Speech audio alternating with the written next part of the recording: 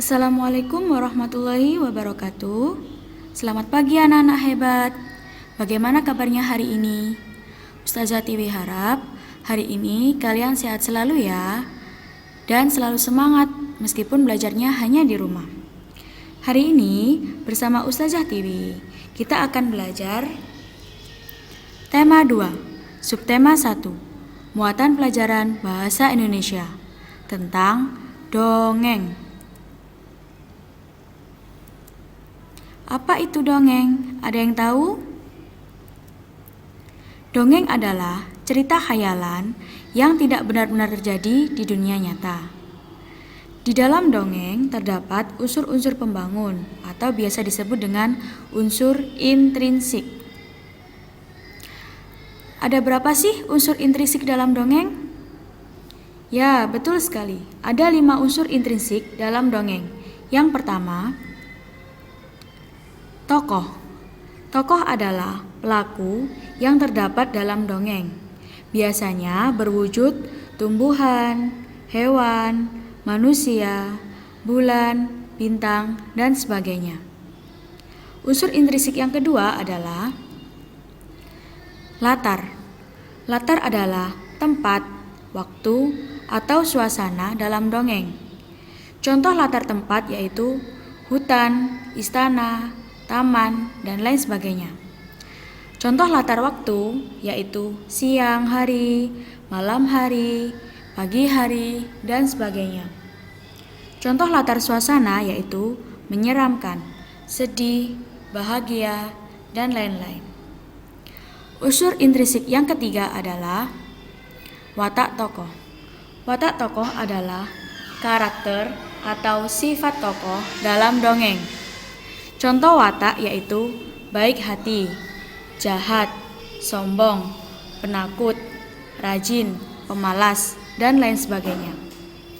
Yang keempat adalah alur.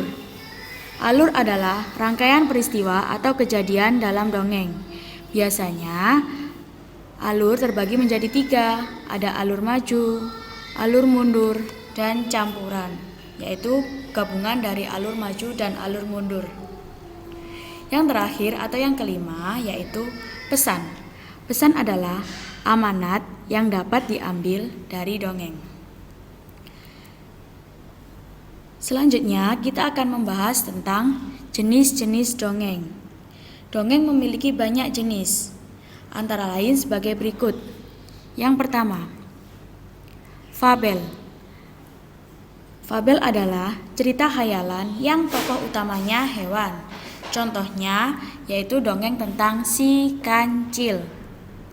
Yang kedua adalah legenda, yaitu cerita tentang asal-usul suatu tempat, benda, atau peristiwa penting. Contohnya dongeng mengenai Malin Kundang. Yang keempat yaitu hikayat, adalah cerita tentang pangeran, putri, pahlawan, raja, ratu, atau orang bijak yang berhubungan dengan istana. Contohnya hikayat Panji Semirang. Yang keempat yaitu mite. Mite adalah cerita tentang kesaktian, hal ajaib dan suci, atau hal yang berhubungan dengan dewa atau kayangan. Contohnya Kembang Wijaya Kusuma. Setelah itu, kita bisa mengidentifikasi informasi yang terdapat dalam dongeng. Kegiatan mengidentifikasi informasi berupa isi dongeng dapat dilakukan dengan menjawab pertanyaan. Pertanyaan dapat diajukan menggunakan kata tanya. Perhatikan bentuk kata tanya dan penggunaannya berikut ini. Ada 6 kata tanya yang bisa kalian gunakan untuk mengidentifikasi informasi berupa isi dongeng. Yang pertama, apa? Untuk menanyakan amanat, benda, atau peristiwa dalam dongeng. Yang kedua, siapa? Untuk menanyakan tokoh atau pelaku dalam dongeng. Yang ketiga adalah kapan? Untuk menanyakan waktu terjadinya peristiwa dalam dongeng. Yang keempat, di mana? untuk menanyakan tempat atau lokasi terjadinya suatu peristiwa dalam dongeng. Yang kelima, mengapa, untuk menanyakan alasan atau penyebab terjadinya peristiwa dalam dongeng. Yang keenam, bagaimana, untuk menanyakan sifat tokoh, cara melakukan sesuatu, atau urutan peristiwa dalam dongeng. Untuk mengidentifikasi karakter tokoh dalam dongeng, kita dapat melihat ciri-ciri karakter tersebut. Perhatikan contoh berikut. Ada 3 contoh karakter yang bisa kalian identifikasi dalam dongeng. Yang pertama adalah penyabar.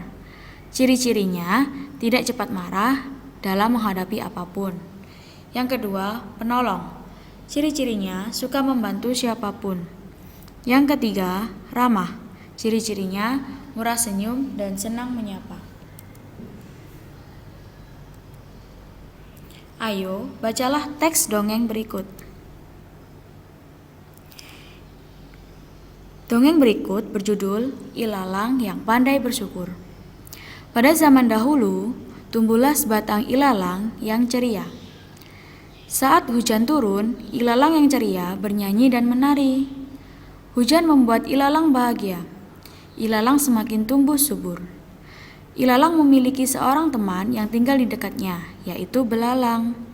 Dengan kesombongannya, belalang kesal karena melihat ilalang bahagia saat hujan turun. Belalang tidak suka hujan. Belalang suka berjemur di atas atap gubuknya sembari menikmati langit cerah. Ilalang melihat belalang berlindung di gubuk.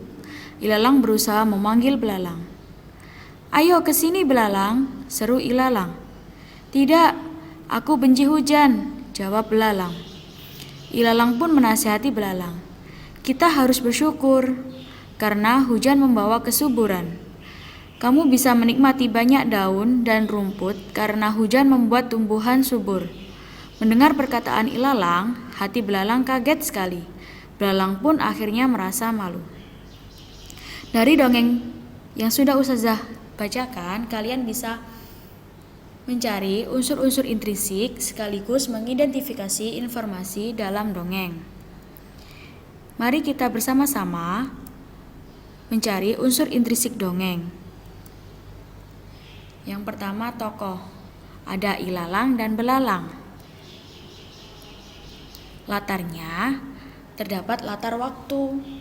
Tidak harus latar tempat atau suasana, hanya latar waktu saja boleh. Di situ latar waktunya adalah pada zaman dahulu.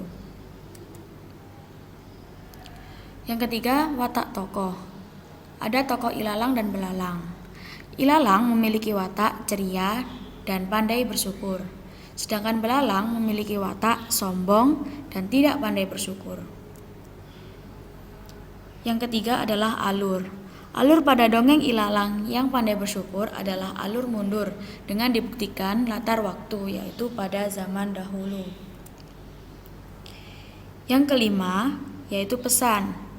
Pesan yang terdapat dalam dongeng ilalang yang pandai bersyukur adalah selalu bersyukur kepada Tuhan dalam keadaan apapun. Selanjutnya, kita bisa mengidentifikasi informasi dalam dongeng ilalang yang pandai bersyukur.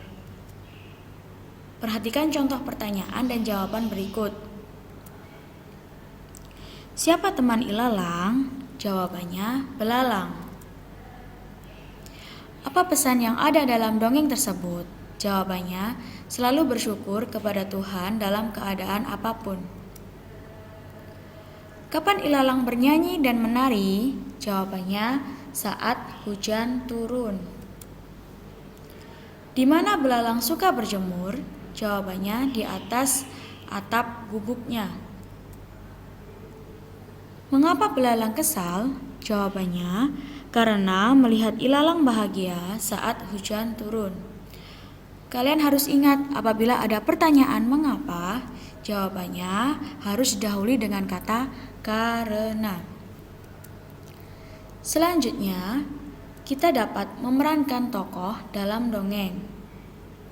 Kamu dapat memerankan tokoh-tokoh yang ada dalam dongeng. Sebelum bermain peran, kamu perlu melakukan hal-hal berikut. Yang pertama, cari tahu tentang karakter tokoh. Yang kedua, cari tahu tentang cara bicara atau kebiasaan yang dilakukan tokoh. Yang ketiga, pahami apa yang biasa diucapkan oleh tokoh. Yang keempat, lakukan latihan sebelum tampil berperan. Ketika bermain peran, kamu harus memperhatikan hal-hal berikut. Yang pertama, pengucapan jelas dan lancar. Kedua, suara tetap dapat didengar dengan keras dan jelas. Dan yang terakhir, mimik wajah dan gerak tubuh sesuai dengan dialog. Mimik wajah biasa disebut dengan ekspresi.